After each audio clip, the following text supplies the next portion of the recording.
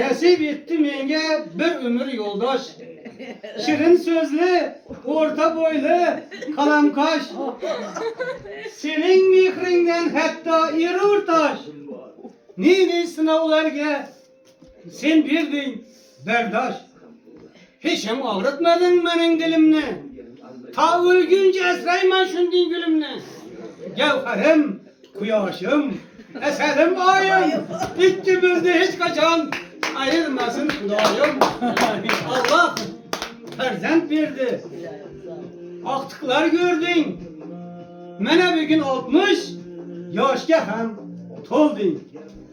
Baylığım sen, varlığım sen, özün sen esel. Sen üçün yazaman, hatta ki gazel. Çok geçtirin mübarek olsan, kalbin hemişe kuvançke tolsun. Baktığımızga daim aman bol gençler, daim oynayıp gülüp şadan, yürüyer gençler. Anadolu'da ortaklar hem benim sağ selamet olun. Tüz amallıkta, yakşı günlerde, aktıklar dualarında, birlikte yürüyer gelimiz. Uşaklar kayslar var mı? Uşaklar kayslar. Rahmet. Sağ